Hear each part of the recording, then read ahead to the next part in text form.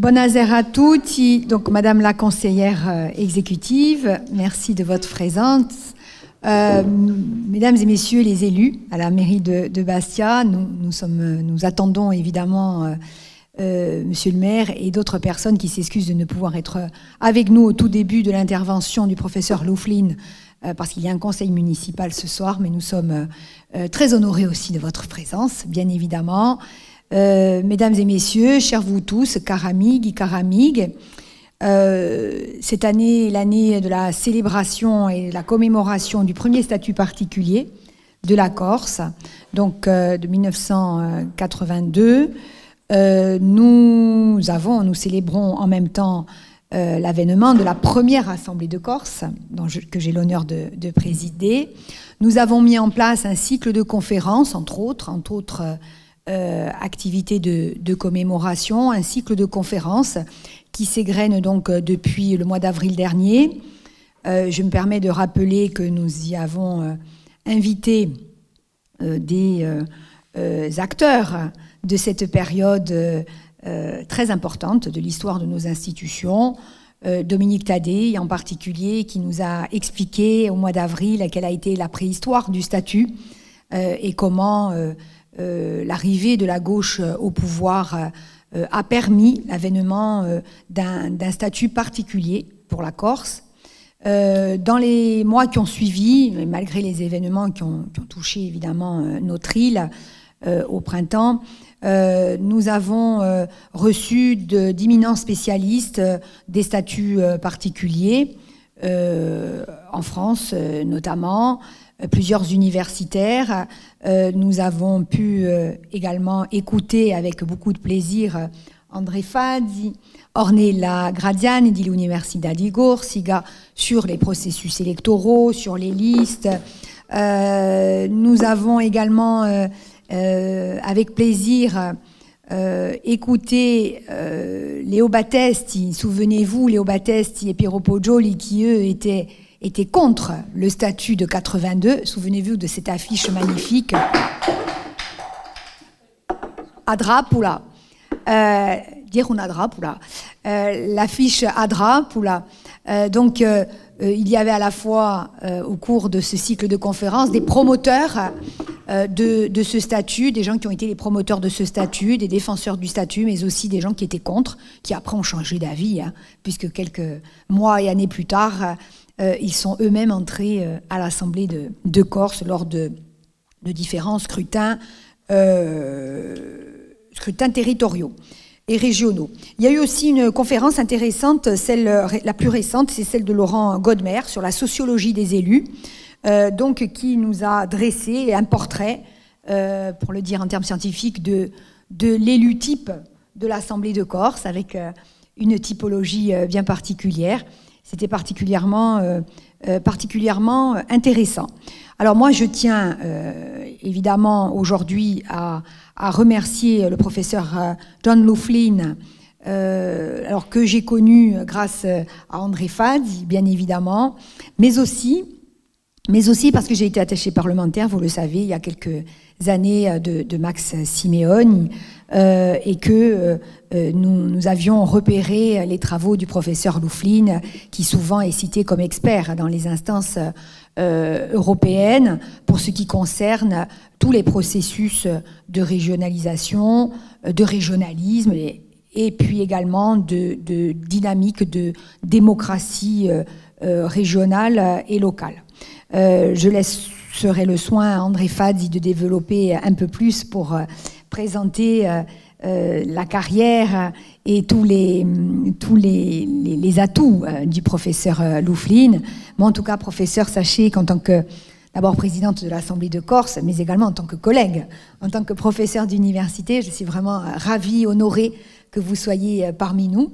Malheureusement, j'ai une session demain à l'Assemblée de Corse, donc je serai obligée de repartir un peu vite après la conférence de ce soir, mais sachez que j'espère fortement que vous reviendrez, que j'aurai le plaisir à nouveau de vous accueillir, parce que comme je le disais au professeur en aparté tout à l'heure, nous avons engagé un cycle de discussion avec l'État concernant une évolution institutionnelle à nouveau de la Corse et que j'aurai grand plaisir à échanger avec vous sur ce sujet parce que vous êtes en Europe, y compris d'ailleurs au comité des régions auquel j'appartiens, reconnu comme un éminent spécialiste de toutes ces questions de démocratie locale, régionale et de dynamique régionaliste au cours des 50 dernières années. Donc, merci encore une fois d'être là.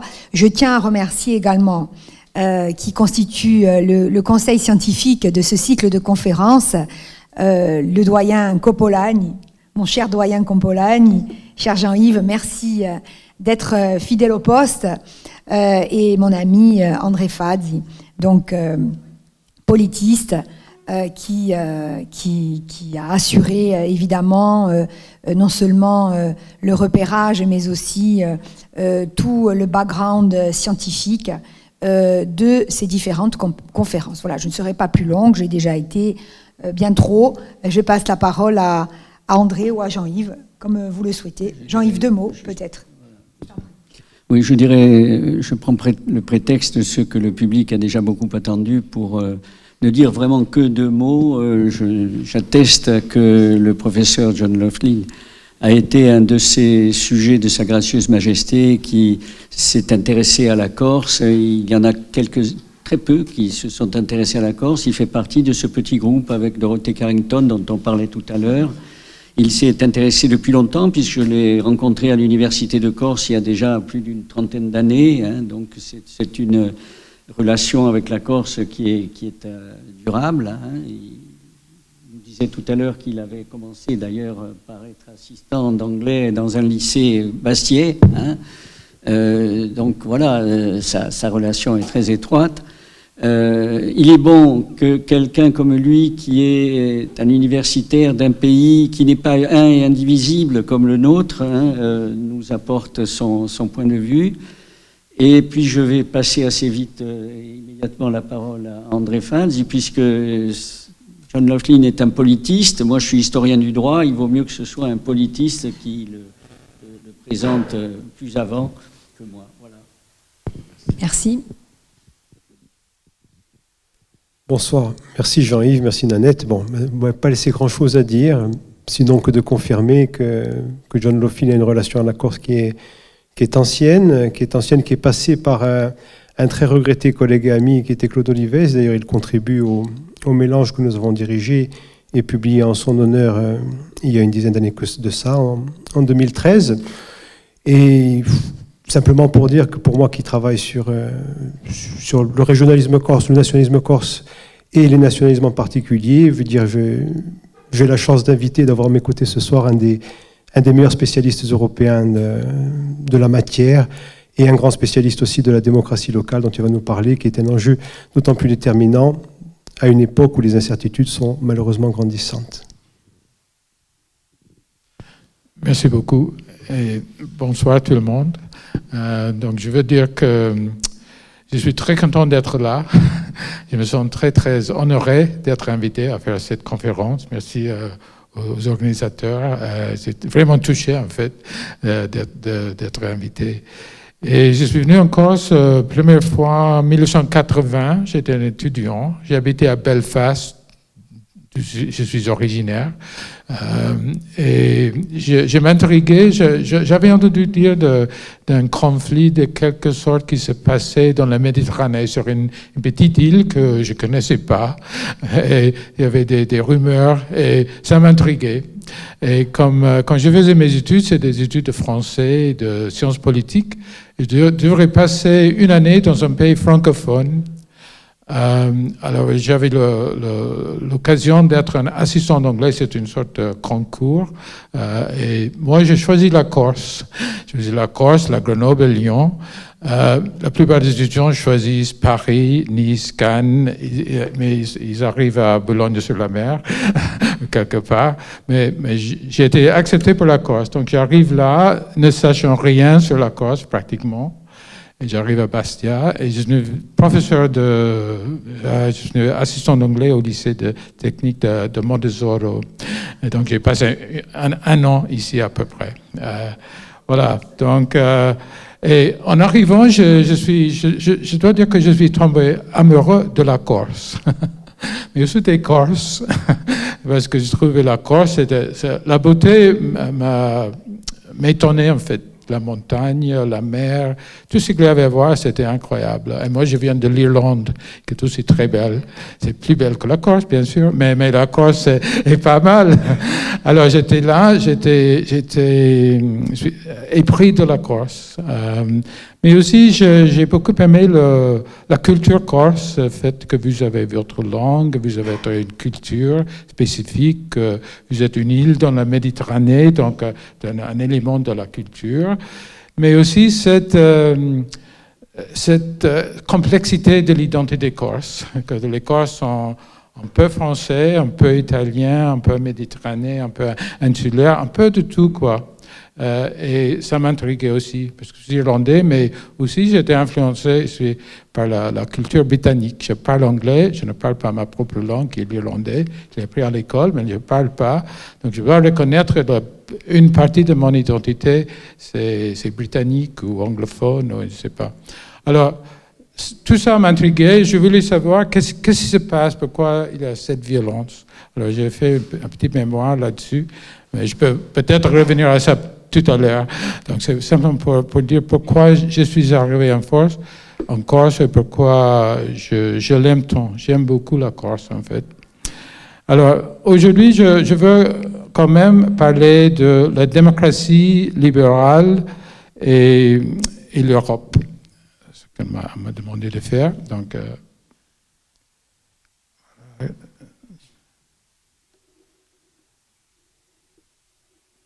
savez comment ça marche? Ah oui.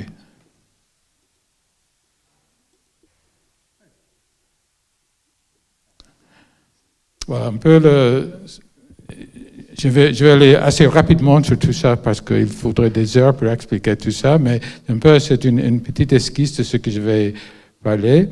Donc, la crise de la démocratie européenne, c'est le premier sujet. Est-ce qu'il y a une crise? Pourquoi? Qu'est-ce que c'est? Quelles sont les causes de cette crise? Quelle est la réponse de l'Union européenne à la crise? La conférence sur l'avenir de l'Europe qui est déjà passée. Et puis les régions face à la crise de la démocratie et le rôle du comité des régions. Ça veut dire le rôle du comité des régions et la Corse. Donc je pose une question sur la Corse. Est-ce que la Corse peut être un laboratoire pour une nouvelle sorte de démocratie européenne? C'est un peu le grand problème qui me semble qui est là. Alors maintenant... Alors, la démocratie libérale, donc il faut se rappeler, en fait, la démocratie, c'est un grand mot, et elle a beaucoup de sens. Il y a plusieurs sortes de démocratie. La démocratie de l'Athènes ancien, mais ce n'est pas ça, notre démocratie. On est inspiré par ça, mais ce n'est pas tout à fait la même chose. Il y a aussi la démocratie libérale représentative. Il y a la démocratie participative, la démocratie directe, la démocratie délibérative. Donc, c'est toutes des façons pour définir la démocratie. Et chaque pays organise la démocratie de sa propre façon, selon ses propres traditions. Ça peut être une fédération, un État unitaire, un État régional, un État décentralisé, etc. Donc il y a plusieurs façons d'organiser la démocratie. C'est un système d'organisation de la société, de la vie politique de la société, mais aussi un système de valeurs. Et je pense qu'il faut rappeler toujours qu'il y a un système de valeurs qui est sous-jacent au système procédural de la démocratie. Et il faut toujours regarder ça. Bon, pour les historiens, on pourrait dire que la démocratie représentative libérale s'est développée avec l'arrivée en Europe avec de l'État-nation. En fait, notre système de démocratie a été, on pourrait dire, inventé avec l'État-nation, mais qui a mis 200 ans pour arriver à son apogée. L'État-nation qui est devenu la forme dominante d'organisation politique en Europe Avant, il y avait des empires, on avait des principautés, il y avait des villes, il y avait des ligues de villes, etc. Mais c'est l'État-nation qui est devenu la forme d'organisation politique moderne de l'Europe. Et aussi, c'est une question très importante aussi pour l'Union européenne. L'Union européenne, c'est un système d'État-nation. Ce n'est pas simplement ça, mais c'est ça. Alors, le système de valeurs qui est sous-jacent de la démocratie libérale est celui qu'on retrouve avec l'État-nation. Les droits de l'homme, la dignité de l'individu, l'émergence des nouvelles classes sociales, d'abord la bourgeoisie, après la classe ouvrière, après d'abord les hommes, puis les femmes, puis les personnes âgées, les personnes avec gens, après des jeunes, etc. Donc on a élargi les gens qui faisaient partie de la nation. Et c'est les gens qui font partie de la nation qui ont le droit à voter leurs représentants. C'est un peu la base de la théorie de la démocratie représentative. Et le rapport du comité des régions, dans lequel j'ai travaillé récemment pour rédiger un rapport pour la conférence sur l'avenir de l'Europe, il dit c'est-à-dire la démocratie libérale, s'est révélée comme un moyen extrêmement efficace d'organiser les sociétés depuis la révolution scientifique. Donc c'est un moyen efficace d'organiser la société scientifique. Alors, est-ce qu'elle est en crise maintenant?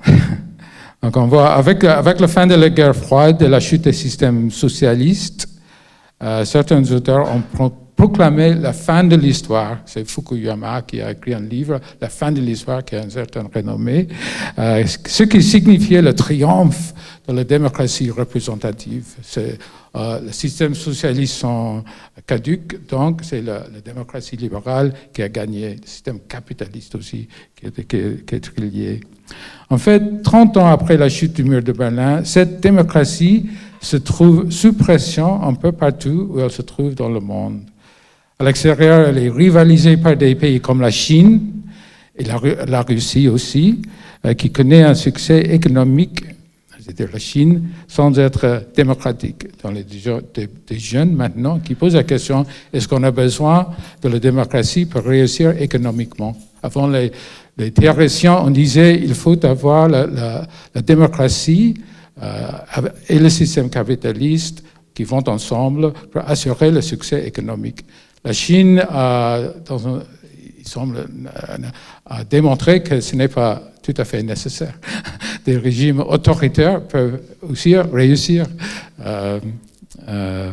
Et puis, à l'intérieur des pays, à l'intérieur des États-nations, elle doit faire face à différentes formes de mécontentement de la part de ses propres citoyens, des mouvements populistes, le mouvement Gilets jaunes, le mouvement UKIP, Brexit en Angleterre, les adhérents de Trump aux États-Unis. Il y a beaucoup de mécontentement. Les gens qui ont voté pour l'extrême droite en Italie, etc. Ça, c'est très évident. Et ça pose des problèmes pour la démocratie. Et cette question est vraie aussi bien au niveau national comme au niveau de l'Union européenne. Donc on dirait que les États-nations, les membres, subissent cette crise, mais aussi l'Union européenne elle-même subit la crise de la démocratie. Okay.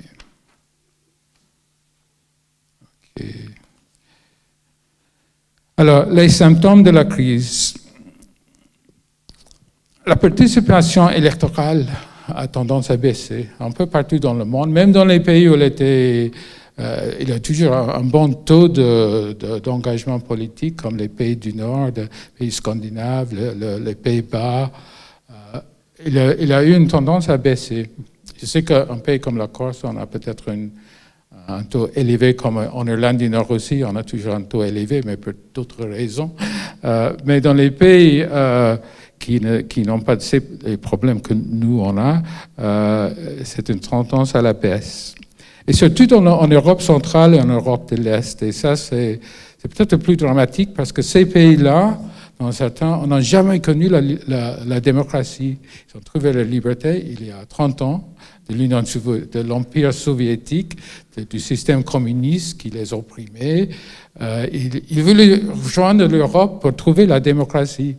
Alors, ils entrent en Europe, mais il y a beaucoup qui sont déçus. Ils veulent...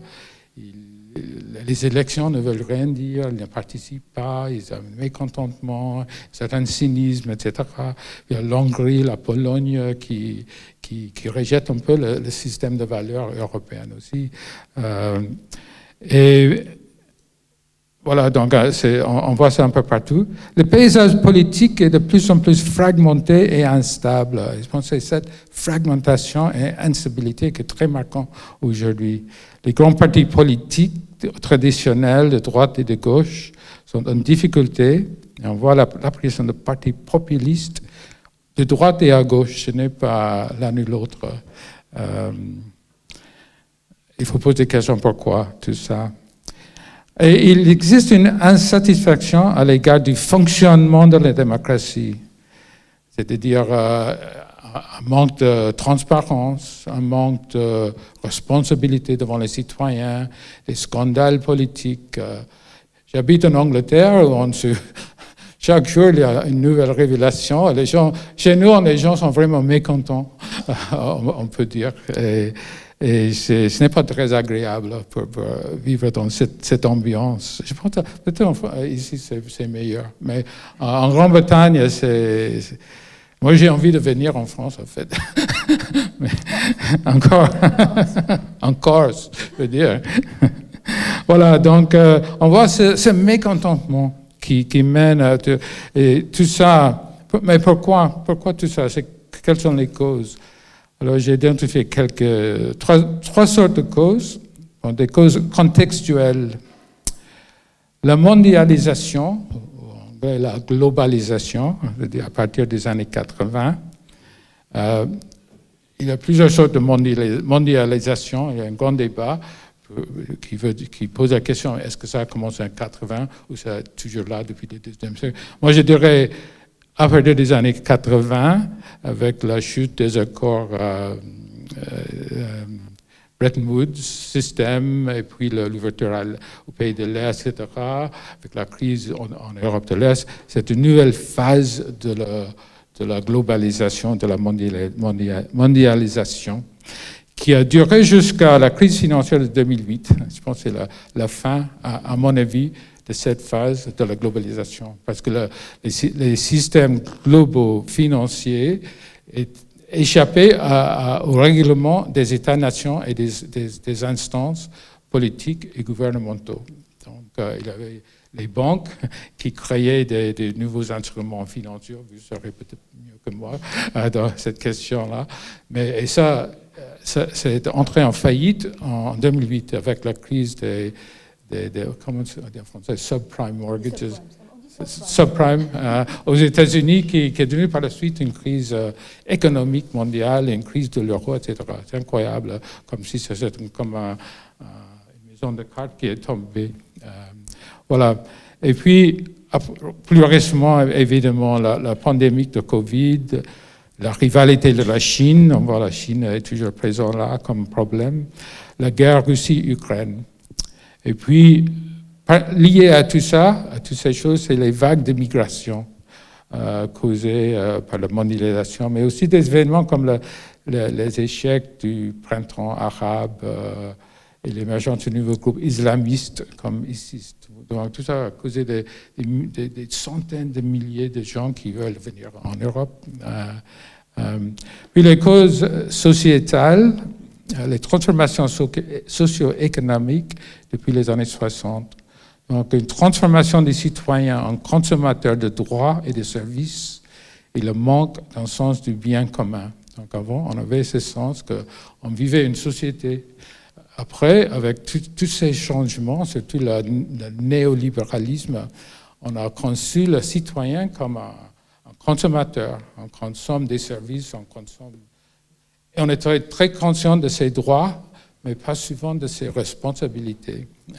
Donc, on trouve un changement mentale de la part des citoyens qui a été très important. Moi, je dirais, peut-être je parle avec mon chapeau britannique, c'est une détériorisation de la civilité, du dialogue et de la tolérance. La haine politique de l'autre côté. Et c'est vraiment grave tout ça.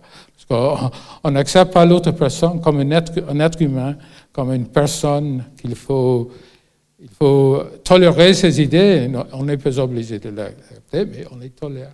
On ne veut pas l'éliminer, on ne veut pas l'annuler.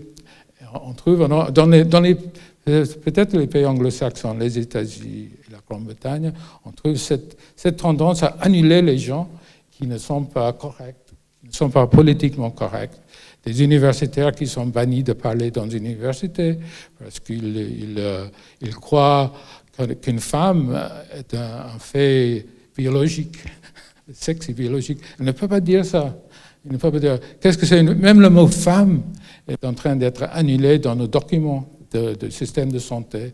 On parle des gens qui portent des bébés, pas des mères. C'est des gens qui portent des bébés. On est interdit de dire femme, woman. Et je trouve ça, c'est incroyable. Alors, c'est une sorte une détérioration mentale. Ben, je dirais que c'est la maladie mentale, en fait, qui nous mène à tout ça. Heureusement, c'est moins ici que chez nous. Mais voilà. Je suis de Belfast, en Irlande du Nord. J'ai vécu les années dures des troubles en Irlande du Nord. Il y avait une vraie haine, des gens qui tuaient une autre personne à cause de leurs idées. Et je trouve ça, ce n'est pas très compatible avec la démocratie.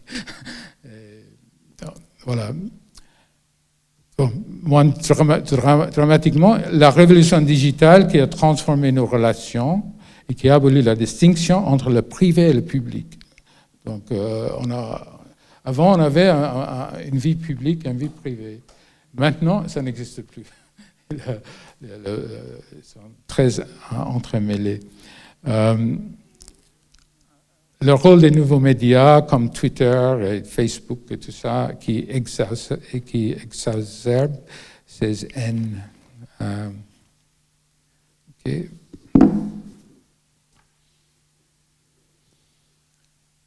Puis là, les causes politiques, la crise des grands partis politiques partagent l'affaiblissement des structures sociales. Les églises, les syndicats, les associations de toutes sortes sont en train d'être affaiblies. Les difficultés de l'État-providence à fournir des bénéfices qu'attendent les citoyens, c'est une crise de légitimité par le output. Le déclin de respect des politiciens, des systèmes politiques, exercé aussi par les médias. Et puis la sensation d'une perte d'identité nationale, même régionale, parmi des couches de la population qui se sont laissées pour compte. Un peu partout, il y a ces gens qui se sont laissés pour compte et des gens un peu, on appelle ça les conservateurs sociaux, social conservatives, qui se trouvent un peu mal à l'aise avec tous les c'est peut-être que tu étais comme ça, c'est pas, mais c'était très évident maintenant, surtout chez nous. Alors, voilà, donc, passé très rapidement par tout ça, mais je pense qu'il faut avoir tout ça comme contexte pour comprendre pourquoi on a ces initiatives pour renforcer la démocratie, pour faire face à ces problèmes. Alors, la démocratie européenne. Est-ce que l'Union européenne est une démocratie? Il y avait une blague dans les sciences politiques qui disait que si l'Union européenne posait sa candidature, comme les critères de Copenhague, pour entrer dans l'Union, elle aurait été rejetée. parce qu'elle n'appliquait pas les critères. Mais en fait, c'est une question rigolote, mais pas tout à fait vraie. Bon, parce que l'Union européenne n'est ni un État-nation, ni une fédération, ni un simple régime international comme l'UNO ou l'OMC. C'est un système politique de gouvernance qui est sui generis. Il faut se rappeler de ça. Alors, on ne peut pas appliquer les critères de la démocratie libérale à ce système parce que ce n'est pas un État-nation. Mais quand même, elle possède des traits quasi nationaux. Elle a une sorte de gouvernement, elle a un parlement, elle a une banque, elle a une monnaie unique. Il y a plusieurs caractères d'un État, sans être un État. Elle a des traits fédéraux, mais sans être une fédération, et des traits d'un régime international, sans être ça.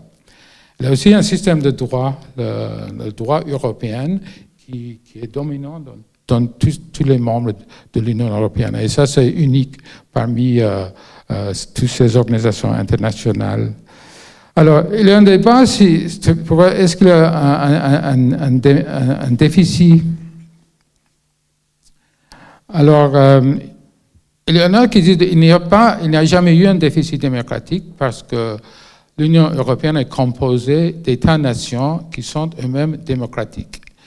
C'est le Conseil européen qui est l'institution la plus importante, dans le sens que c'est elle qui prend les décisions maintenant avec le Parlement européen. Et le Conseil de l'Europe et le Conseil européen est composé des chefs de gouvernement qui sont élus démocratiquement. Donc voilà un élément de la démocratie. Aussi, la Commission n'est pas élue, mais la Commission ne prend pas les décisions.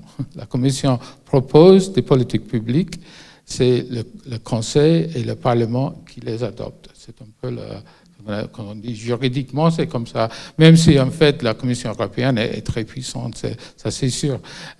Mais aussi des administrations publiques dans les États membres sont aussi puissants. Ils peuvent aussi influencer les politiques publiques. Voilà.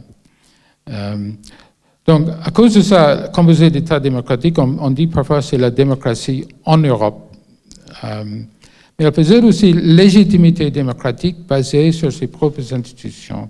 Le Conseil européen, comme j'ai dit, le Parlement européen, le Comité des régions. On sous-estime le rôle du Comité des régions, parce que le Comité des régions, je vais en parler tout de suite là, le Comité des régions est composé, pour la plupart, pratiquement tout, de politiciens, des gens élus. Et un politicien n'est pas satisfait d'être simplement consulté. Il veut avoir le pouvoir. Il veut le pouvoir, il veut prendre les décisions, il veut agir comme homme ou femme politique. Au contraire de l'autre institution, qui est le même modèle constitutionnel que le Comité économique social, le Comité européen économique et social, qui est composé de gens comme moi, des professeurs, qui n'ont aucun pouvoir, ou des hommes d'affaires, des syndicats, tout ça, la société civile. Alors, on peut donc dire qu'il y a la démocratie de l'Europe. C'est-à-dire qu'il y a une sorte de démocratie en Europe qu'il faut reconnaître.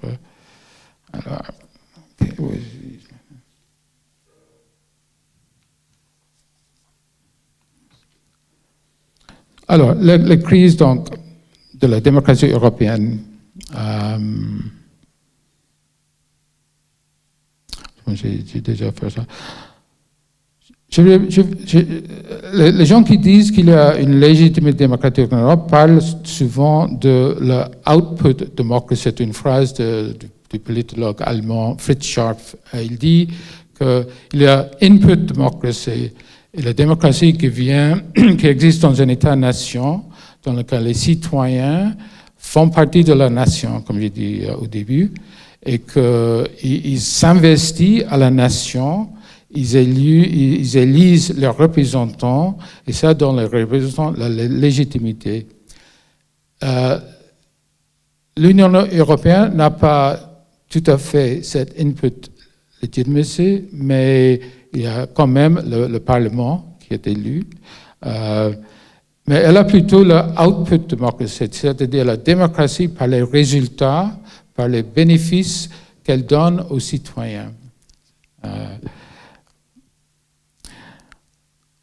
Alors, la crise de la démocratie européenne est causée par un déficit dans ce domaine, mais partage aussi les autres causes énumérées dessus.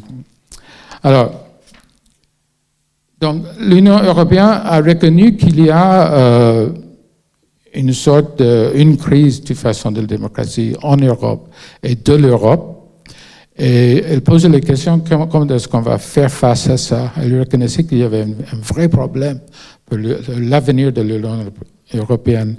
Alors, pour faire face à tout ça, les grandes institutions, la Commission, le Conseil européen et le Parlement, ils ont créé une conférence, ils ont appelé et convoqué une conférence sur l'avenir de l'Europe. C'est-à-dire, ils voulaient poser les questions, essayer de résoudre ces problèmes, comment peut-on renforcer ce qui existe de la démocratie en Europe.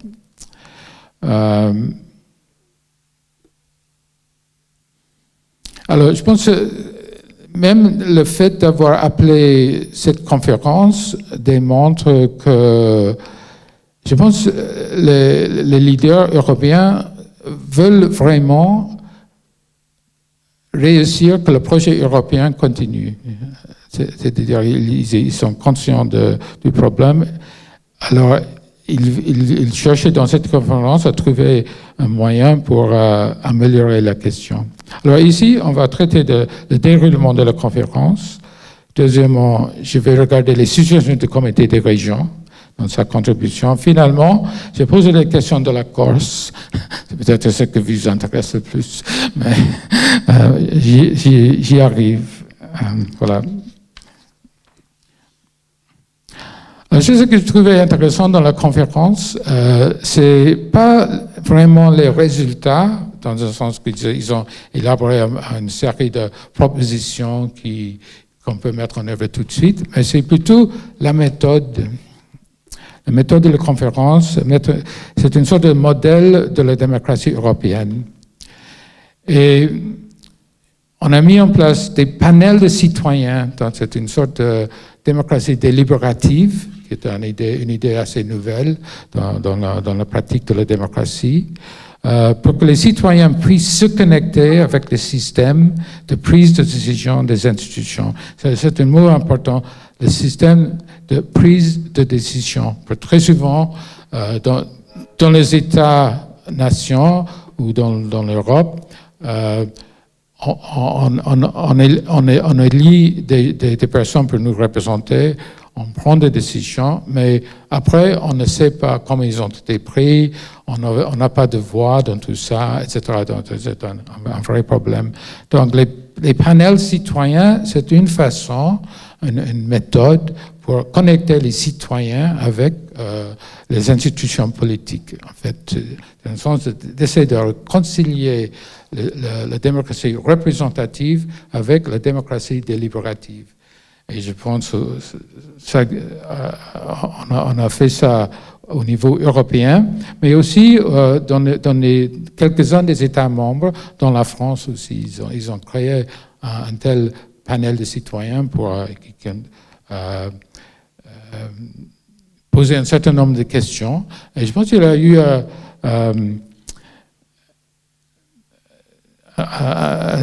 c'était assez une réussite dans ça.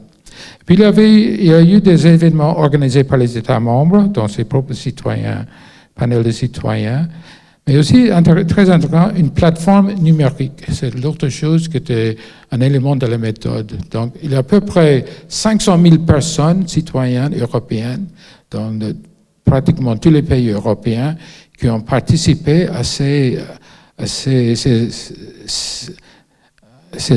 institutions, ces initiatives. Après, ils ont rédigé un rapport final sur le résultat de la conférence avec 49 propositions. Et ça a été présenté le 9 mai 22. Je ne vais pas parler de tout ça, mais je trouve ce qui est intéressant, ce n'est pas tellement les propositions qui abordent des questions comme le chauffage climatique, la migration, les questions financières, économiques et tout ça. Mais ça demande qu'on peut vraiment engager des citoyens dans un processus de réflexion et qu'on peut ramasser leurs suggestions, leurs propositions, on peut les débattre à un niveau international. La plateforme numérique c'était la traduction dans toutes les langues de l'Union européenne. Donc c'est un truc assez remarquable qui a mené à des propositions concrètes.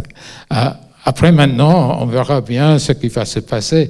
Mais je pense qu'une leçon qu'on peut tirer, c'est qu'en fait, il y a des méthodes qu'on peut adopter pour améliorer les choses, pour essayer, faire une tentative d'améliorer les choses. Alors, le comité des régions, donc, il était impliqué. Donc, on a établi un groupe de haut niveau pour préparer la contribution. Il faut se rappeler que la démocratie régionale et locale est un élément fondamental de notre démocratie contemporaine. Donc, ce n'est pas simplement la démocratie nationale. Et je pense que la Corse doit être très intéressée par ça. C'est l'Assemblée corse a une légitimité démocratique à cause de l'élection de ses membres. C'est assez simple. Donc, c'est la démocratie représentative aussi. Les régions et les gouvernements locaux sont les niveaux les plus proches des citoyens. Bon, donc une des questions, c'est la distance entre l'Europe ou l'État et les citoyens. Donc les régions et les gouvernements sont plus proches des citoyens. Aussi, c'est les niveaux de gouvernement qui sont les plus, comment dire, dans lesquels les citoyens ont le plus de confiance. Donc il y a très peu de confiance en Europe, moins de confiance en l'État, beaucoup plus de confiance dans les élus locaux. Il y a à peu près 1,4 million élus régionaux ou locaux en Europe. Il y en a beaucoup en France, parce qu'il y a 36 000 communes en France, donc ça fait une grande partie. Mais quand même, tu vois l'envergure de ce niveau de la démocratie. Il est plus facile de mettre en œuvre la démocratie délibérative à ces niveaux. C'est un autre chose important. On l'a organisé à l'échelle européenne, à l'échelle nationale, mais c'est plus facile de le faire à l'échelle régionale ou locale. Voilà. Et tout en reconnaissant les faiblesses actuelles du comité de région, le comité de région propose un renforcement de sa propre position dans le système de prise de décision. Encore une fois, le système de prise de décision. Parce que c'est vrai que le comité de région, malgré le fait que ce sont des politiciens, a été un peu mis à l'écart parfois par la Commission. La Commission, c'est une institution très très puissante. Le Parlement voit la comité de région un peu comme un rival parfois. Il n'aime pas ces gens qui sont moins à un niveau inférieur. Alors, elle doit lutter un peu pour imposer sa propre position. Le problème dans la question de la conférence sur l'avenir de l'Europe, c'est que la question de la révision des traités était mise à l'écart. On devait poser quelque chose sans la révision des traités, ou du moins pas tout de suite. Et je sais que le Parlement, dans sa réponse, elle voulait réviser les traités. Mais en fait, le comité, le groupe de haut niveau, elle disait que on va essayer de voir comment how far. Jusqu'où est-ce qu'on peut aller sans cette révision des traités? Et en fait, il y a beaucoup de marge de manœuvre dans lesquelles le comité peut renforcer ses propositions. Voilà. Et puis, donc, les mesures que l'Union peut prendre, donc j'ai couvert un peu ça. Je vais passer à 13. Alors, le rôle spécifique du comité des régions, donc, le CDR est au centre d'un réseau exceptionnel d'élus locaux, donc une institution politique. Elle n'a pas le statut constitutionnel européen, Mais en fait, c'est exceptionnel. Je regarde, c'est des gens qui vont d'un conseiller municipal d'une petite ville au Pays de Galles jusqu'au président d'un land allemand. Voilà, c'est un... Oui, comme Madame Maupertuis, bien sûr. Alors, il faut renforcer ce point, que c'est une institution politique, pas simplement consultative. Alors, il devrait avoir un rôle renforcé dans les quatre étapes du cycle d'élaboration des politiques législatives de l'Union européenne. La phase préparatoire, la phase législative, la phase de mise en œuvre, la phase d'évaluation. Et dans le rapport, on a mis les façons d'essayer de faire ça. Donc, et puis une autre idée très intéressante, c'est de mettre en place la subsidiarité active. C'est-à-dire, il y a la subsidiarité, mais la subsidiarité peut exister simplement comme, comment dire, une déconcentration de compétences et pas une décentralisation politique des compétences. Je pense que c'est une différence. Bon, la démocratie active, c'est une phrase inventée par Pascal Lamarck, qui est un Suisse qui travaillait pour l'administration française aux années 90 et qui a inventé, c'était basé sur ses expériences de travailler au niveau local en France. C'était très intéressant son travail. Alors ça veut dire que c'est une subsidiarité qui est active dans le sens qu'on choisit les partenaires au niveau local, on a une autonomie locale. L'autonomie est très importante dans tout ça. Et il faut avoir les moyens de faire des choses. Une autonomie aussi fiscale, très importante, il me semble.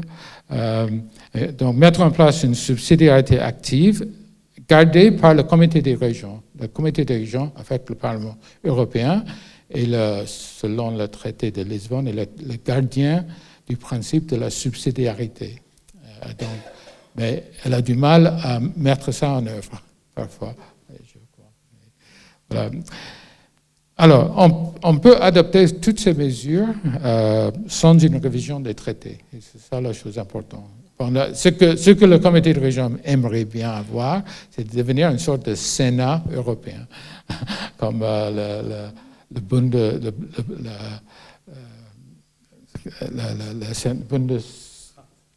Bundesrat en Allemagne, comme le Länder. C'est un peu le modèle de l'Europe. Le mouvement Europe des régions aux années 80, c'est un peu basé sur le modèle allemand. Mais enfin, on a vu au traité de Maastricht, c'était complètement mis à l'écart par les grands États, y compris la France, le Royaume-Uni à l'époque, et même l'Allemagne n'était pas très favorable. Le gouvernement fédéral ne voulut pas que les Länder aient ce pouvoir. Alors voilà, donc, sans changer les traités. Alors, dernière chose, donc, la Corse. Finalement, la Corse. Alors, ce que j'ai dit là, c'est... Je connais un petit peu l'histoire de la Corse et je sais que Jean-Jacques Rousseau a écrit une constitution pour la Corse au XVIIIe siècle avec l'approbation de Pascal Paoli. Il n'a pas fini la constitution, il me semble, il a commencé. Je ne suis pas historien, mais je pense que c'est le cas. Mais de toute façon, Rousseau n'était pas un démocrate dans notre sens du mot. Par exemple, il ne voulait pas que les femmes aient le vote. Mais il a reconnu que, en fait, la Corse était intéressant parce que ça peut être un laboratoire pour les nouvelles idées sur la gouvernance politique qui arrivait en Europe à l'époque. C'est le siècle des Lumières, avec la raison, avec une autre fois contre la monarchie, une certaine monarchie absolue. Donc, la Corse, il a conçu la Corse comme pouvait être un laboratoire. Moi, je pense qu'aujourd'hui, on pourrait également avoir une vision optimiste de la Corse et de le voir comme un laboratoire de la nouvelle démocratie délibérative européenne. J'hésite un peu de prêcher aux Corses, vous connaissez, mais c'est simplement des suggestions. Mais je pense vraiment qu'il y a une opportunité ici que la Corse devrait saisir, en fait, dans ce nouveau contexte des défis confrontés par toute l'Europe, avec ces méthodes qui sont en train d'être élaborées par les institutions européennes et d'autres. Il y a beaucoup de recherches là-dessus maintenant. Et ça, c'est intéressant que la Corse est impliquée dans tout ça. Mais peut-être vous êtes déjà, et je suis complètement ignorant de ce que vous faites, mais il me semble que du point de vue européen, ça c'est intéressant. Alors, sans faire une autre conférence sur la Corse, j'ai fait une analyse SWOT. Je ne sais pas si vous connaissez ça, c'est un mot anglais. C'est une façon d'analyser des situations. Donc, on regarde leurs strengths, leurs points forts, on regarde leurs weaknesses, leurs points faibles, on regarde les opportunités et leurs threats, leurs menaces. Donc on a un SWOT. Et c'est peut-être un peu simpliste de faire comme ça, mais j'essaie de faire ça pour la Corse, pour la nouvelle démocratie en Corse. Et on voit les opportunités et les points forts sont plus importants que les autres, que les faiblesses et les menaces. Je ne sais pas si c'est peut-être naïf, mais c'est intéressant. Quels sont les points forts?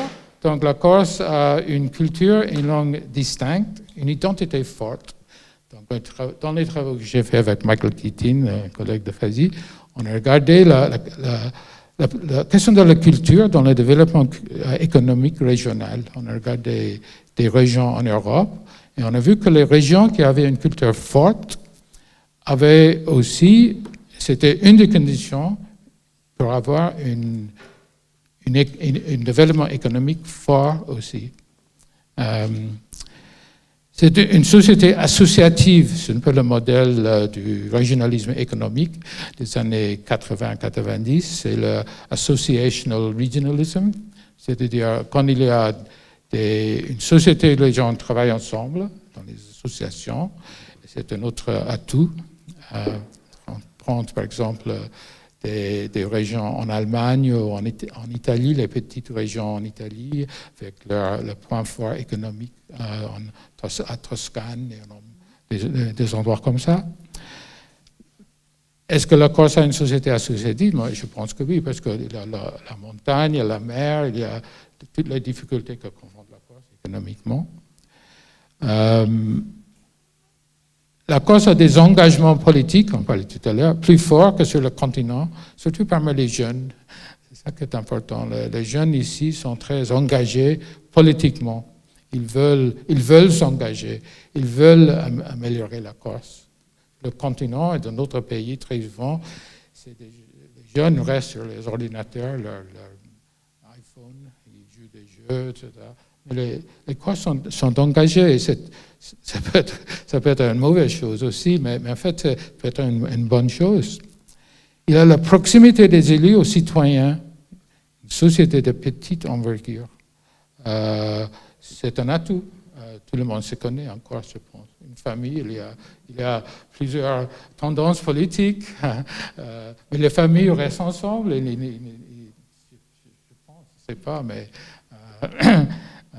c'est une bonne chose, un trait de la société corse qui est très positif. Et bien sûr, le cadre physique et climatique agréable. C'est incroyablement beau, la Corse, c'est vrai. Donc, c'est une opportunité pour des raisons économiques, le tourisme, etc. Alors, les faiblesses, quels sont les points faibles ou les faiblesses? Bon, bien sûr, l'insularité, c'est une faiblesse économique. C'est une faiblesse, mais aussi peut-être un point fort, parce que c'est une faiblesse qui crée des difficultés de communication extérieure, pour des raisons économiques, mais c'est aussi peut-être un point fort, parce que ça rend la culture associative plus forte, une identité plus forte. C'est une caractéristique des îles. Les îles sont souvent comme ça. Et bien sûr, des traditions conflictuelles historiques.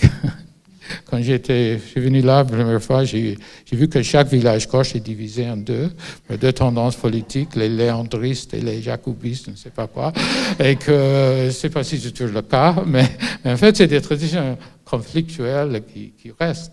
Mais en Irlande du Sud, on a eu la guerre civile en 1922 jusqu'à 1923, dont l'IRA de cette époque s'est divisé. Et les gens de la même famille s'entretuaient dans la guerre civile. Ces traditions sont restées. Elles ne sont jamais disparues en Irlande du Sud. Donc c'est difficile à surmonter ces vieux conflits, je le sais. Je viens de l'Irlande du Nord, qui est encore pire. Des institutions politiques et administratives qui fonctionnent selon les modes claniques. Est-ce que c'est juste de dire ça? Je ne sais pas. C'est ça que j'ai appris quand j'étais... Ouais, voilà, donc, c'est la tradition en Corse. C'est un point de faiblesse, à mon avis. Donc, il faut améliorer tout ça. Voilà. Alors, les opportunités, donc les perspectives européennes dont je viens de parler, aller au-delà de l'État-nation et d'un nationalisme étroit. C'est-à-dire, je pense qu'il y a plusieurs sortes de nationalisme. Il y a un nationalisme étroit, qui regarde vers l'intérieur, qui n'est pas progressif et qui est un peu borné de vision. Il y a un nationalisme ouvert vers le monde. Moi, je veux dire que le nationalisme irlandais moderne est un nationalisme ouvert, qui a réussi beaucoup économiquement. L'Irlande du Sud est allée du pays le plus pauvre de l'Europe jusqu'au pays le plus riche par tête d'habitants en Europe. C'est toujours nationaliste, mais c'est une autre sorte de nationalisme, un patriotisme. Voilà. Participation au comité des régions et autres associations régionales européennes, donc Madame Maupertuis est déjà là-dedans. Reconstruction de l'infrastructure économique grâce aux fonds européens, utiliser la révolution digitale pour surmonter le défi de l'insularité. Je pense que ça, c'est une très grande chose. Dans le rapport qu'on a fait du comité de région, on parlait beaucoup de cet aspect digital, la révolution digitale et comment ça affecte le fonctionnement de la démocratie. Mais aussi, c'est une opportunité qu'on peut saisir pour l'améliorer. Donc, comme chaque chose humaine, il y a un bon côté, un mauvais côté. Il faut voir ce qu'il faut choisir. Je pense aussi que la Corse peut devenir un point de rencontre des cultures et des sociétés méditerranéennes. Je pense que vous faites ça déjà. Vous êtes une île méditerranéenne qui a ses propres cultures, ses propres traits. Vous êtes au centre de la Méditerranée, au croisement de plusieurs cultures, de pays, tout ça. C'est une richesse.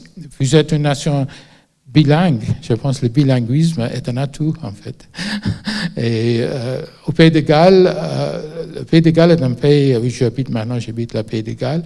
Les Gallois, c'est à peu près un cinquième de la population galloise qui parle le gallois comme langue quotidienne. Et quand je leur ai parlé, ils ont dit quand ils étaient à l'école, ils étaient interdits de parler le gallois, comme le corse, comme le breton, comme les autres langues minoritaires. Mais on disait que... Quelqu'un m'a dit qu'il est allé à l'école avec deux cultures, deux langues. Il est sorti de l'école avec un appauvrissement de la culture. Donc l'unilinguisme qui était forcé était un appauvrissement. Je pense apprendre le corse comme une autre langue. Aussi, vous êtes ouvert à l'italien, déjà le français, de plus en plus de gens parlent anglais, donc c'est un enrichissement. Et puis, opportunité, utiliser ces méthodes de la démocratie délibérative, de la conférence de l'Europe et toutes ces autres expériences au niveau différent qu'on a essayé pendant cette conférence. Alors, finalement, les menaces, évidemment, je pense la violence politique. Je sais qu'il y a eu la violence politique. Pour moi, c'est une erreur de lancer la violence politique pour atteindre un but. J'ai vécu à Belfast, c'est mon pays. J'ai vu de près les effets de la violence comme ça, et c'était toujours une erreur des gens qui sont morts, des milliards de dommagements, de redommagements, etc. Et je pense que c'est une menace qu'il ne faut pas lancer.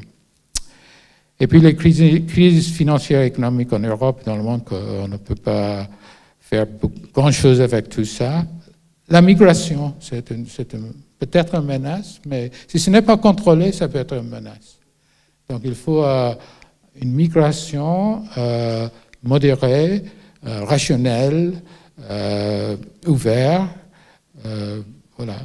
Et puis la criminalité à l'intérieur de la Corse comme à l'extérieur. Donc toujours la menace de la criminalité, de la mafia corse et d'autres sortes de criminalité, la petite criminalité aussi. Mais moi, je suis très optimiste sur l'Europe.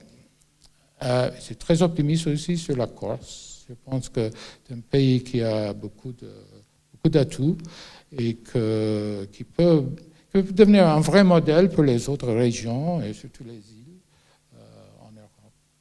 Je pense que j'ai assez parlé, donc je vais laisser là. Merci.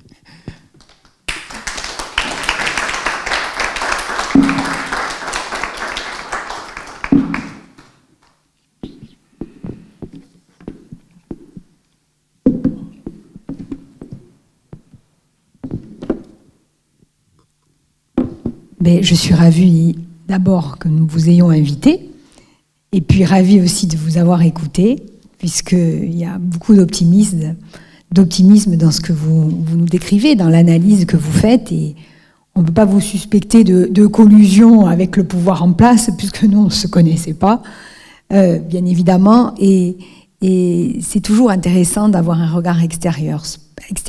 Alors, entre-temps, monsieur le maire de Bastia est arrivé. C'est le grand monsieur, vous voyez là. Voilà, le maire de Bastia, son adjointe à la culture, précisément. Je me permets de signaler que Bastia et la Corse sont candidates pour l'obtention du label. J'espère que vous la gagnez. Yes, I hope so. Voilà, donc nous sommes candidats pour l'obtention du label de capitale européenne de la culture. Et très souvent, je dis ça, évidemment, je partage cette difficulté-là avec monsieur le maire, avec Bianca Fazzi, avec d'autres élus ici présents. C'est vrai que nous travaillons beaucoup pour la transformation sociale et économique, enfin des structures de cette île économique et sociale. Nous travaillons beaucoup. Et il y a des moments, effectivement, comme hier, par exemple, ou d'autres moments, de manière récurrente, où effectivement, on se dit, mais la tâche est immense, le chemin a été très long et la tâche est encore immense. Nous avons demain d'ailleurs une session spéciale relative aux dérives mafieuses. Vous avez identifié à juste titre cela comme une menace. Mais en vous entendant aussi, il y a aussi beaucoup d'espoir et d'opportunités et des points forts qui sont identifiés. Donc c'est particulièrement intéressant d'avoir une sorte d'audit de sciences politiques qui nous permet effectivement de relativiser un peu les peines que nous avons parfois à réaliser certains de nos projets. Et donc merci beaucoup pour cette analyse particulièrement claire et qui nous donne envie évidemment, enfin en tout cas moi à titre personnel, et je pense que c'est partagé par les autres élus, de continuer. Et je ne peux que regretter qu'une chose, mais grâce au digital, votre conférence sera reprise sur le site de l'Assemblée de Corse. C'est vrai que la population a besoin de savoir ça, parce que il y a une conscientisation, paradoxalement, souvent une conscientisation des menaces et des faiblesses. Et les gens sont braqués là-dessus. C'est-à-dire que les gens disent on ne s'en sortira pas. La Corse, tu ne connaîtras jamais le bonheur, alors qu'il y a énormément d'opportunités, de possibilités dans un monde, on le voit, vous l'avez parfaitement décrit, un monde qui est en pleine restructuration et surtout des populations européennes, en tout cas pour ce que je peux voir de par mon expérience, qui sont en perte de repères. Il y a quand même énormément de choses qui se sont passées au cours des 20 dernières années, avec des processus d'accélération, ça a été bien décrit par les philosophes allemands, des processus d'accélération très très puissants qui bouleversent et qui font perdre les repères aux sociétés européennes, qui sont des sociétés et des vieux pays.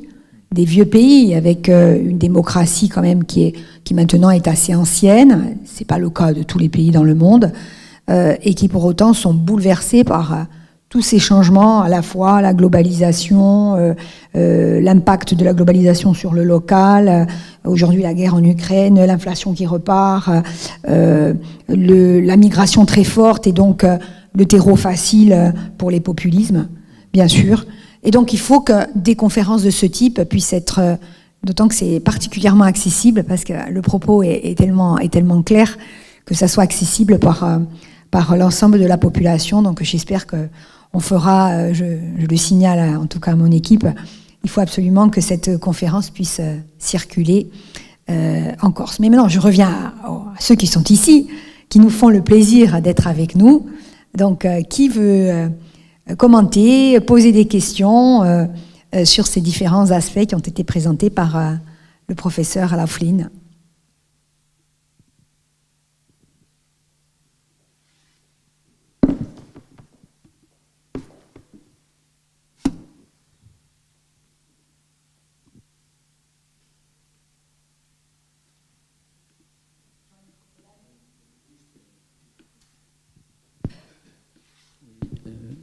Vous avez mis l'insularité dans les points faibles. Alors vous avez atténué d'ailleurs ce côté, mais moi je l'aurais carrément mis dans les points forts. Parce qu'il y a une trentaine d'années, à un colloque international en Italie, je n'étais pas allé, on avait lu ma communication, et j'avais déclenché sans le vouloir une polémique qui ressemble un peu à une polémique sur le sexe des anges. On s'était déchiré, paraît-il, d'après le collègue qui m'avait représenté, sur le point de savoir si les îles étaient un endroit où on voyait éclore des idées nouvelles en matière institutionnelle, ou bien si c'était des bancs d'essai pour des nouvelles institutions dont l'inspiration venait d'ailleurs. Mais de toute façon, on s'aperçoit qu'avec un débat comme celui-là, que tout le monde était d'accord pour dire que les îles étaient des lieux d'innovation institutionnelle, et notamment démocratique. Et l'insularité, par exemple, est un moyen de lutter contre des menaces que vous avez signalées, par exemple l'immigration non contrôlée. Je pense, par exemple, à la Housing Law des îles anglo-normandes, de Jersey et Guernesey. Finalement, grâce à l'insularité, les a protégés, grâce à ces institutions, contre cette immigration non contrôlée. Même trop, d'ailleurs, parce que bon, ça finit par être une immigration extrêmement choisie, peut-être un peu antidémocratique. Voilà. Donc, il me semblait qu'on pouvait mettre l'insularité peut-être dans les points forts, surtout que les inconvénients de l'insularité avec...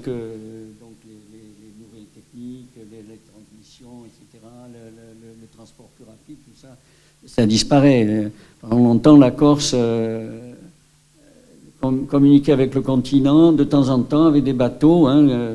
Lorsque le père de Napoléon a voulu aller à Paris, il était envoyé par les États de Corse, il a pris un billet, il a attendu que le bateau soit plein, et puis ils sont partis d'ailleurs en pleine tempête, il a eu un énorme mal de mer tout le long, et à tel point qu'il a cru longtemps que c'était ce mal de mer qui faisait qu'il était malade tout au long de son séjour à Paris. Et en fait, il avait un cancer d'estomac.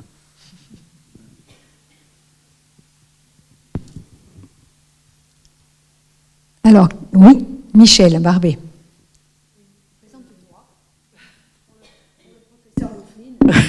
Bonjour. Je suis Michel Barbet, je suis architecte. Et je suis présidente de la Maison de l'Architecture de Corse et présidente de la commission environnement au Conseil économique et social. Vous avez parlé de la désaffection finalement d'une partie de la population pour le vote, puisqu'effectivement, voilà, on peut imaginer que finalement, le fait qu'il y ait moins de personnes qui votent explique aussi peut-être la montée du populisme. Enfin, moi, c'est ce que j'ai compris. Alors, en fait, pour le pratiquer, et c'est des mots anglais, l'Europe d'ailleurs incite beaucoup à ce qu'on appelle le design thinking et le bottom-up, c'est-à-dire effectivement questionner la population sur un certain nombre de sujets pour faire remonter à partir du terrain les idées.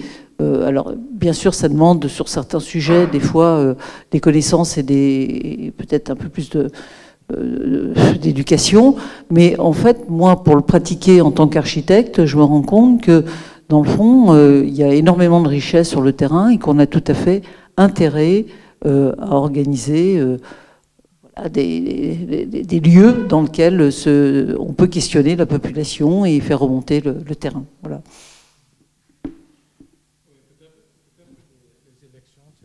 Pas le seul critère. Il y a plusieurs façons de participer aux choses. Et c'est un peu ça aussi la question de la démocratie délibérative, cette idée que les citoyens doivent être engagés dans chaque décision. Mais en fait, je pense qu'il y a des problèmes avec toutes ces méthodes parce que souvent, c'est des activistes, c'est des groupes particuliers qui sont très actifs, mais la majorité des populations n'y sont pas très engagées. Mais c'est vrai qu'il faut reconnaître quand même qu'il y a plusieurs façons d'être engagé, de participer aux choses. Mais en général, je faisais étudier cette question de l'électorat. Je pense que excusez-moi, mais pour qu'ils se sentent engagés, il faut qu'ils se sentent concernés. Par exemple, moi c'est vrai que c'est un secteur, l'architecture, c'est la construction de notre environnement. Donc effectivement, on les questionne là-dessus et tout le monde est plus ou moins concerné par le lieu dans lequel il habite. Voilà. Donc c'est peut-être pas le cas sur tous les sujets, mais oui. En tout cas sur ce sujet-là, ça fonctionne pas trop mal. Oui. Je pense que les politologues, ils sont obsédés par les élections et plutôt par la participation des élections. Et c'est comme les sociologues de la religion qui sont obsédés par les gens qui font à la messe tous les dimanches. Comme si c'est la fréquence de la participation à la messe, c'est un indice de la religion, mais ce n'est pas nécessairement ça. On peut croire, on peut avoir des croyances sans aller à la messe. Et c'est peut-être aussi, c'est la même chose avec la vie politique. Et moi, je pense il faut avoir une autre vie aussi que la vie politique. Et si on est trop possédé par la politique, ce n'est pas une bonne chose. Moi, je chante dans les chorales. En fait, je dois rentrer demain parce que je chante un oratorial de Mendelssohn samedi soir. Et comme ça, je reste sain. Et je pense... le problème après les années 60, c'est que tout est politique. La vie personnelle est politique. La sexualité est politique. Mais il faut garder des domaines où la politique n'entre pas aussi, à mon avis. Je ne sais pas si ça répond à ce que vous avez dit, mais... Une intervention. Oui, bonsoir, Claude Puyot, architecte et enseignant à l'école d'architecture de Nantes. Claude Puyot, architecte et enseignant à l'école d'architecture de Nantes. J'avais une petite question sur la question de l'innovation ou de rapport à la citoyenneté. En France, on a connu une expérimentation avec la Convention citoyenne pour le climat.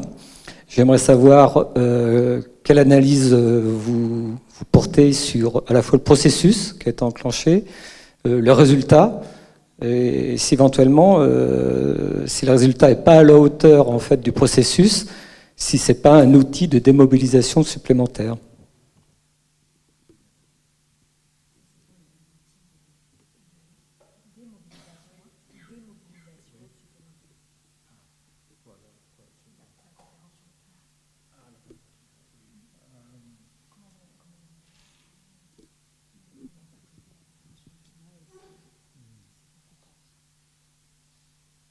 Oui, je pense que à mon avis, le problème avec cette conférence, c'est le fait que ça a donné un mauvais exemple de sauvegarde du climat avec des centaines de leaders qui arrivent dans leurs avions etc., et qui, dans leur footprint de carbone, est très élevé. Mais, oui, je ne sais pas si oui, je m'excuse, en fait, la Convention citoyenne, ce n'est pas la conférence. Hein. Convention citoyenne, c'était l'audit, c'est-à-dire que c'était des citoyens choisis parmi un panel et qui ont été accompagnés par des experts pour émettre des propositions. Donc on est dans un dispositif théoriquement de démocratie directe. Oui, je ne vois pas pourquoi ce serait une démobilisation. Je pense que c'est parce que il me semble que mettre ça sur l'agenda politique de cette façon-là, c'est peut-être une façon de faire attention au problème même. Mais je pense qu'il y a beaucoup de gens maintenant, j'ai l'impression, qui sont concernés par le chauffage climatique, mais qui ne savent pas trop quoi faire. C'est-à-dire, on recycle ces trucs dans les sacs verts, on éteint les lumières à la maison, on réduit mais ils ne savent pas si ça fait une différence. Mais alors, c'est ça le vrai problème. On est face à un problème qui ne sont pas solubles, en fait. Et ça c'est un facteur de démobilisation. Et puis ça devient de plus en plus compliqué. Maintenant, au Pays de Galles, on va avoir plusieurs sacs dans lesquels on va mettre plusieurs sortes de choses à recycler. Et donc le citoyen moyen va dire, mais je m'en fous de tout ça. C'est trop compliqué. Pourquoi on fait déjà un certain recyclage, mais on rend ça trop compliqué, il y a trop de choses, moi je ne sais pas ce qu'il faut mettre dans un sac, dans un autre, dans quelle couleur, etc. Et c'est ça, la plupart des gens, ils ne savent pas ce qui se passe à ce niveau-là. Et moi je pense la meilleure façon de les engager, c'est de rendre les choses simples, de faire ça aussi simple que possible. Et ils vont faire ça parce bien sûr, ils croient qu'il faut sauver la planète et tout ça, mais ce n'est pas de faire ça trop compliqué et de nous prêcher tout le temps sans cesse sur cette question-là. Surtout les jeunes. On a maintenant des jeunes en Grande-Bretagne qui collent leur tête à des autoroutes et tout ça. Ça, c'est très démobilisant, tout ça. Toutes ces actions de ces groupes fanatiques, des éco-morons, des éco-crétins, on les appelle en anglais.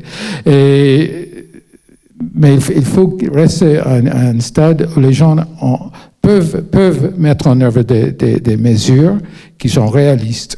Je pense toujours le réalisme, c'est le mot. Et que voilà, donc c'est ça que je pense.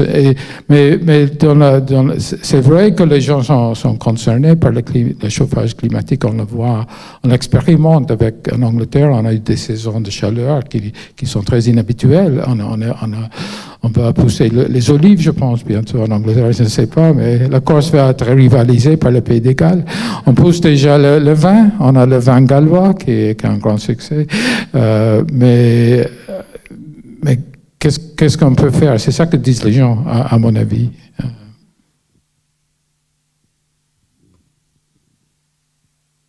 Est-ce qu'il y a une autre intervention? Oui, alors, je vous en prie. Et ensuite, au fond.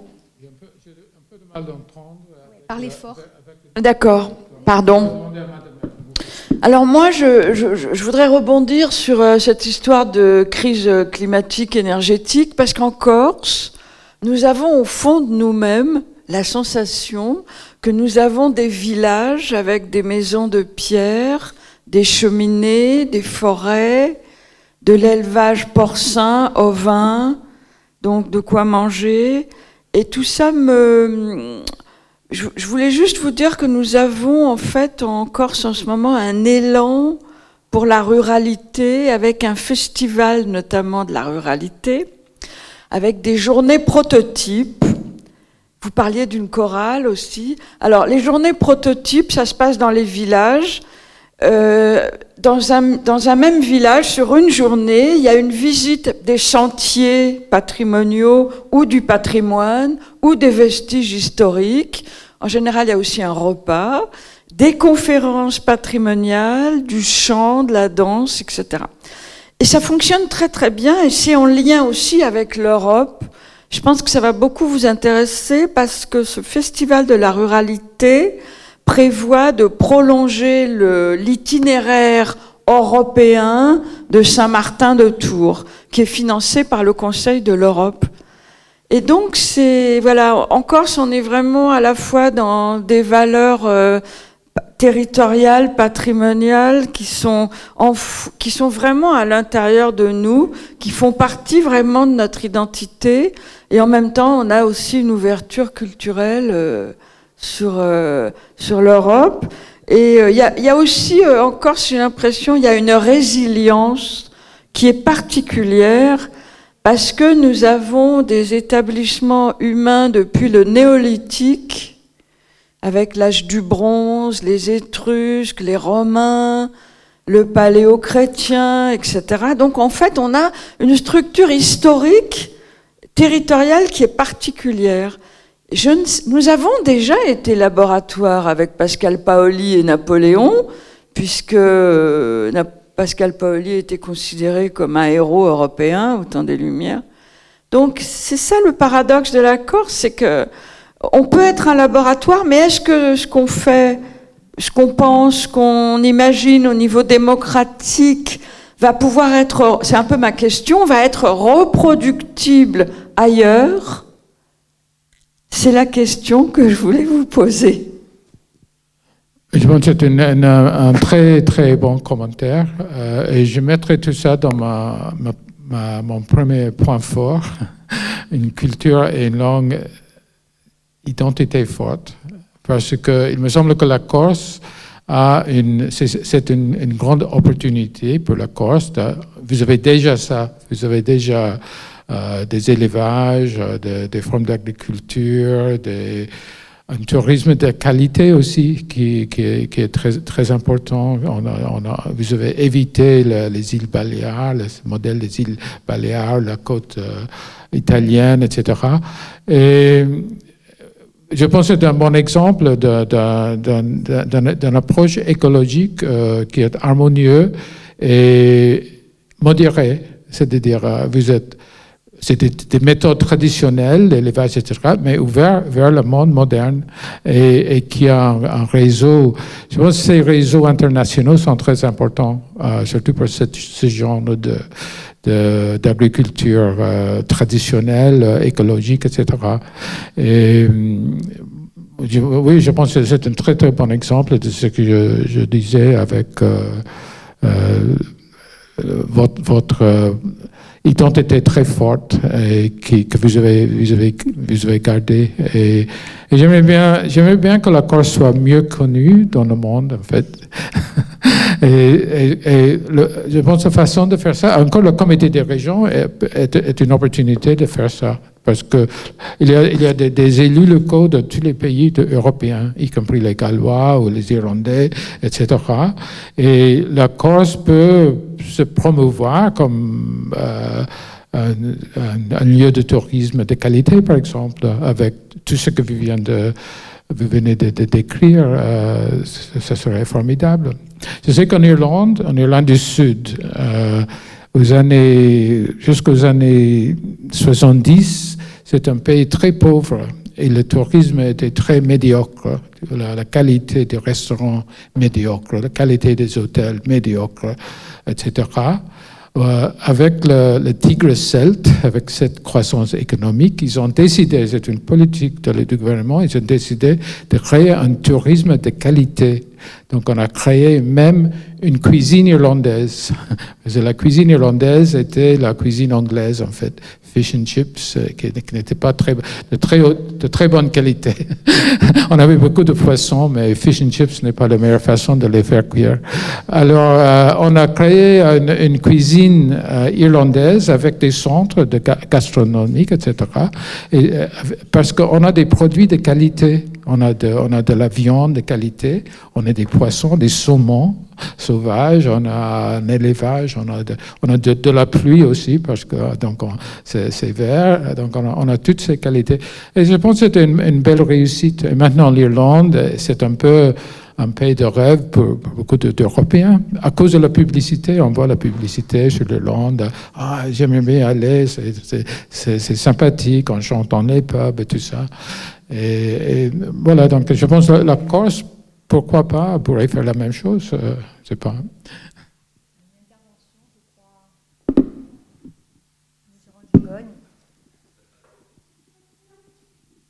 Merci beaucoup. Bonsoir.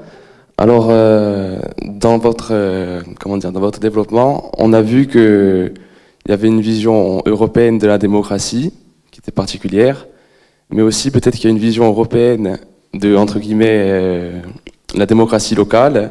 On peut le voir notamment avec la charte d'autonomie locale au niveau européen, et aussi dans les grandes démocraties européennes, leur forme du coup d'État, avec les États, les États fédéraux, les États régionaux.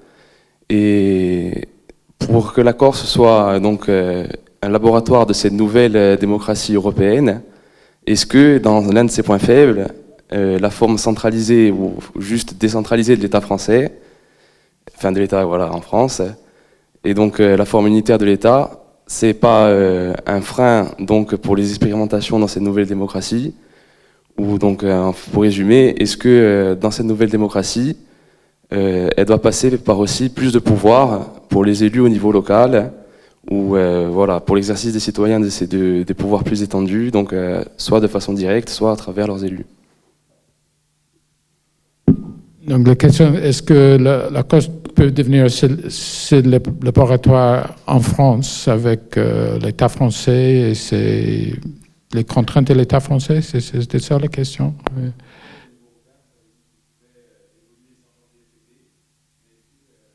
Au niveau européen, donc, la démocratie pourrait évoluer sans changer les traités, dans le cadre des traités actuels. Est-ce que si la Corse veut devenir une nouvelle démocratie, ce laboratoire, elle peut rester dans le cadre dans lequel elle appartient, donc on va dire l'article 72, ou est-ce qu'elle doit changer de cadre et obtenir plus de pouvoir de façon subsidiaire pour pouvoir l'exercer? Oui. Je pense, si je peux prendre l'exemple encore une fois de l'Irlande du Nord. L'Irlande du Nord, c'était un endroit, un territoire, il y avait deux États qui étaient souverains. L'Angleterre, la Grande-Bretagne était souverain, c'est l'État souverain, mais l'Irlande du Sud, dans sa constitution aussi, se prétendait être souverain sur le Nord. Donc, alors, le problème là, c'est quoi le concept de la souveraineté? Si la souveraineté est une chose une et indivisible, comme disait Jean Boudin, ce n'était pas conciliable, les deux positions. Donc, il fallait, pour arriver à l'accord du Vendredi Saint, en 1997-18, il fallait changer le concept de la souveraineté. Il faut repenser ces catégories politiques comme souveraineté, territoire, politique, frontière, dans un sens où ce qui était un jeu à somme zéro pouvait devenir un jeu à somme plus. Oui. Voilà. Donc, alors, je pense effectivement il y a un travail conceptuel et théorique à faire au niveau européen et au niveau de l'État et les autres niveaux. Et il faut repenser tout ça. Si on reste dans un cadre conceptuel comme par exemple le cas de Jacopin de la France, il n'est pas possible d'avoir ça. La conception souverainiste de la France définie comme c'est défini en France, ce n'est pas possible. Mais à mon avis, il faut aller au-delà de ça. Alors, en Irlande du Nord, ce qui nous a aidé beaucoup, c'est l'Europe. Parce qu'on avait deux pays qui étaient membres de l'Union européenne qui partageaient à l'époque, avant Brexit, ils partageaient la souveraineté. Alors, souveraineté absolue veut dire quoi dans ce cas? Alors, on pouvait trouver une solution qui était très pragmatique, réaliste, et qui pouvait engager toutes les parties engagées pour trouver des solutions différents pour chaque problème. On a plusieurs sortes. C'est très intéressant, les institutions qu'on a créées après l'accord du Vendredi Saint. Une institution entre Irlande du Nord et Irlande du Sud, entre les deux gouvernements, entre les îles, le Conseil des îles, on appelait ça au début. Alors, peut-être en France, c'est pas, il faut engager dans cette réflexion. Et je sais aussi qu'en France, il y a une tradition girondine de la formation de l'État qui est aussi intéressant. Aussi intéressant que la conception jacobine de la France. Et je pense qu'à l'époque des réformes de la décentralisation de Mitterrand, je pense qu'il y avait beaucoup de députés au Parti socialiste même qui étaient plutôt girondins que jacobins. Et ça a rendu plus facile donc les réformes qui étaient nécessaires. Si on avait resté borné dans une conception jacobine, ce n'est pas possible. Mais aussi, il faut être réaliste. La France ne veut pas devenir une fédération. Ça aussi, c'est impossible.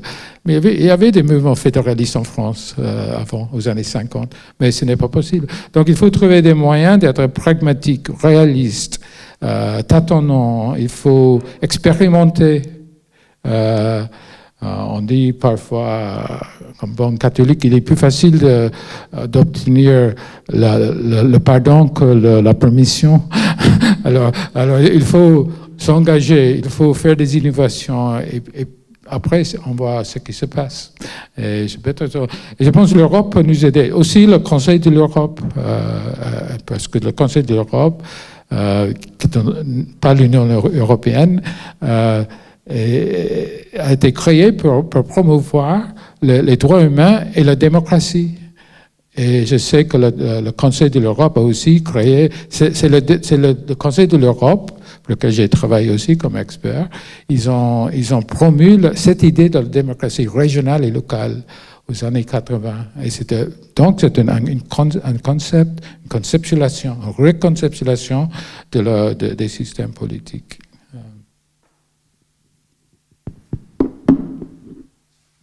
Est-ce qu'il y a d'autres questions? C'est passionnant. Moi, j'avais alors une question concernant, vous l'avez évoqué, le traité, la modification éventuelle du traité de fonctionnement de l'Union européenne, puisque aujourd'hui l'Europe est confrontée quand même à un certain nombre de challenges, de grandes difficultés, notamment tout simplement du point de vue du budget. Ça a été d'ailleurs la question budgétaire et pour la Grande-Bretagne, le véritable sujet, la cause première, une des causes premières du Brexit, hein, puisqu'elle était contributeur net, comme la France et l'Allemagne, et que effectivement les Britanniques ne souhaitaient plus, les populistes ont considéré que la Grande-Bretagne n'avait plus à payer pour les Polonais, les Hongrois, etc. Et aujourd'hui, du point de vue du budget, c'est vrai qu'avec la reconstruction en Ukraine, les migrants, peut-être une force européenne militaire, les difficultés en matière d'approvisionnement énergétique, etc., la transition écologique à mettre en œuvre, il est clair que l'Europe va avoir besoin de ressources. Les ressources, aujourd'hui, s'il n'y a pas une nouvelle fiscalité, on ne sait pas trop comment ça va se passer. Je ne vois pas trop comment on va pouvoir boucler le budget, hein, tout simplement. Donc, on n'a pas voulu parler de cette modification du traité. C'était peut-être pas politiquement correct pendant la conférence. Mais aujourd'hui, moi, je voudrais avoir votre avis sur l'occurrence ou pas d'une modification du traité. Ça commence à bouger un peu côté Parlement. Donc, je voudrais savoir un peu votre avis à la fois d'Irlandais, de résident en Grande-Bretagne, voilà, et puis évidemment votre avis d'expert, hein, de la chose européenne sur le sujet. Merci. Oui, en fait, ce n'était pas moi qui a évité de parler de la révision, c'est le groupe de haut niveau qui était en fait, le groupe, il y avait deux groupes, il y a le groupe de haut niveau qui était d'anciens politiciens et de commissaires, par exemple, des gens qui étaient des hauts fonctionnaires, et puis les experts il y avait deux experts du Conseil européen, qui étaient des fonctionnaires, et puis dont un Français. et puis un Slovénien qui avait été ministre, et moi, j'étais le professeur. Alors, c'est nous qui avons fait le travail, les autres ont signé le rapport. Alors, au début, ils étaient très, très réticents de vouloir parler de la révision des traités, parce qu'ils ont dit que c'était peu réaliste maintenant de poser cette question. Et ce qu'on voulait faire, c'est de trouver des solutions qui étaient déjà possibles dans le système actuel. Alors, on voulait voir qu'est-ce qu'on peut faire. Alors, il y a plusieurs mesures pratiques qui sont possibles, mais qui n'ont jamais été appliquées avant. Donc, qui peuvent être appliquées, mais qui peuvent donner le comité un rôle plus important. Donc, alors, mais ils ont reconnu que le comité de région, ce n'est pas une des grandes institutions de l'Union, et qu'on aurait ignoré tu vois, cette idée de devenir un Sénat européen, un truc comme ça. Alors, le problème, à mon avis, le problème avec la révision des traités, il faut avoir une conférence intergouvernementale, comme avant à Maastricht. Alors, la conférence intergouvernementale de Maastricht a été conclue avec beaucoup de difficultés, surtout à cause de la Grande-Bretagne. Le Royaume-Uni était membre de l'Union à l'époque, donc la Grande-Bretagne avait peur d'une Europe fédérale. Alors, il y avait des pays au sein de l'Europe qui poussaient, l'Allemagne surtout, qui poussaient vers une Europe plus fédérale et même une fédération européenne, un État uni d'Europe, comme les États-Unis de l'Amérique. Alors, mais ils reconnaissaient, ils disaient, mais si on lance ça comme projet, ça ne va aboutir à rien en ce moment. Mais c'est vrai que moi, je pense qu'il faudra, à un point ou à un autre, faire une révision des traités pour prendre en compte les nouvelles réalités du monde dans lequel on vit. Et ça, c'était une décision purement pragmatique, en fait, et politique. Mais on peut empirer notre position si on l'attaque de cette manière-là. En même temps, j'ai vu que j'ai dit au début que le Parlement européen, dans leur déclaration après, ils ont dit qu'il faut réviser les traités. Donc ce n'est pas une idée qui est morte, ça peut se passer, mais dans quelles conditions peut-on réunir une conférence intergouvernementale dans le climat actuel? On a déjà, par exemple, on a des pays de l'Est comme l'Hongrie et la Pologne qui sont moins fédéralisants que l'Allemagne, disons. Qu'est-ce qu'ils diraient, qu'est-ce qu'ils penseraient devant cette proposition? Je ne sais pas. Alors, on attend. Je pense qu'il faut attendre un petit peu pour voir qu'est-ce qui se passe et quelles seront les conséquences de cette conférence. Peut-être ça va générer d'autres idées, de nouvelles idées. Je pense qu'il faut quand même avoir un grand débat parmi les politiciens, parmi les académiques, les professeurs, les intellectuels publics, etc., sur l'avenir de l'Europe, et justement pour repenser les idées. Ça, c'est le pragmatisme. Mais aussi, il faut avoir les idées qui vont nous donner une direction aussi. L'Europe a avancé par des idées, en fait. Tu vois, le père fondateur de l'Europe avait des idées de ce que veut dire l'Europe. Churchill, il avait une autre idée de l'Europe. De Gaulle avait une autre idée. Mais c'est les pères fondateurs qui ont gagné, si on veut, au début.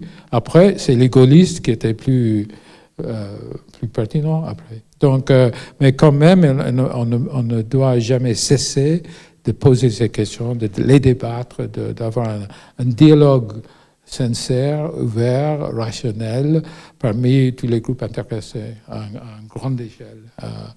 Et pas les choses mesquines, les choses, des petites choses. Voilà. Merci beaucoup. Merci pour votre expertise, pour également nous avoir permis de voir aussi des opportunités, de nouvelles opportunités de la Corse en Europe. Et merci aussi du conseil, finalement, que de manière subliminale, vous nous transmettez, toujours dans l'action, puisque nous sommes beaucoup à être dans l'action politique, mais toujours aussi produire des idées, réfléchir, débattre et prendre des moments de pause, comme nous l'avons fait aujourd'hui, parce qu'autrement nous regardons nos pieds et nous ne voyons pas le réverbère qui arrive droit devant nous. Donc il est très important qu'on suive votre conseil. Moi j'espère que nous aurons le plaisir de vous accueillir à l'Assemblée de Corse. Et nous avons, vous le savez, vous avez évoqué la jeunesse, une assemblée des jeunes aussi qui est très vivace. Hier se tenait la session de l'assemblée des jeunes et j'aurai vraiment un grand plaisir à vous y accueillir avec les représentants de la jeunesse en Corse. Voilà, très volontiers. Merci, merci encore. Merci aussi au public, à monsieur le maire, madame l'adjointe, madame la conseillère exécutive. Merci à tous de votre présence, de votre accompagnement. On va aller boire un pot de l'amitié et puis je crois qu'il y a une visite également d'exposition pour ceux qui le souhaitent. Voilà, en nocturne et en exclusivité. Voilà, a ringraziare a tutti.